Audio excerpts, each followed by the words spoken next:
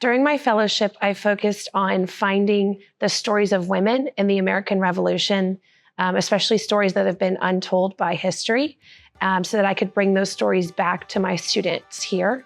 I looked at the Freedom Trail, the Women's History Memorial in Boston, as well as several museums in Boston, and the John Adams Historical National Park. One of the moments of my fellowship that had a lasting impact on me was actually getting to participate in an immersive experience at the Boston Tea Party Museum. I really realized how powerful it is to feel like you're walking through or living the history.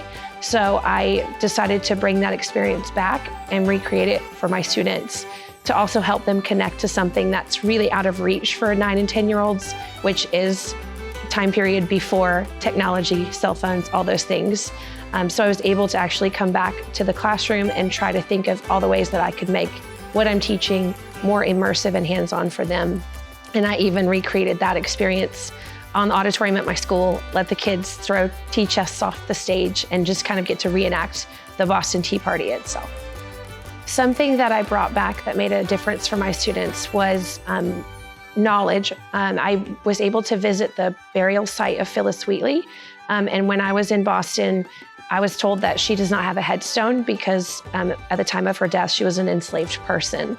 So I brought that back to my students, that knowledge, and I proposed it as a problem. And I let my students know how unfair it was that someone who was so important and meaningful was not recognized because of the color of their skin. And so my students then created memorials for Phyllis Wheatley, as well as a few other women, Native Americans, and enslaved people that we found by looking for their names.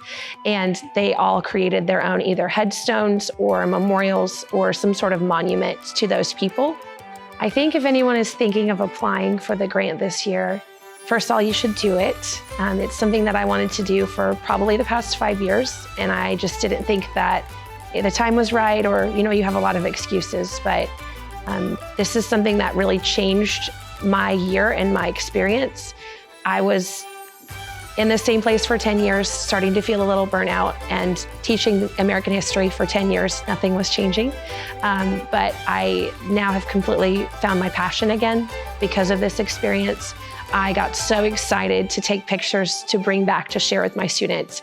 I created slideshows that I could not wait to share with my students, and I feel like I got really excited about the days that I woke up knowing that I was going to get to share those with my students. And so it changed my passion and kept me wanting to keep doing what I'm doing. So you should do that too.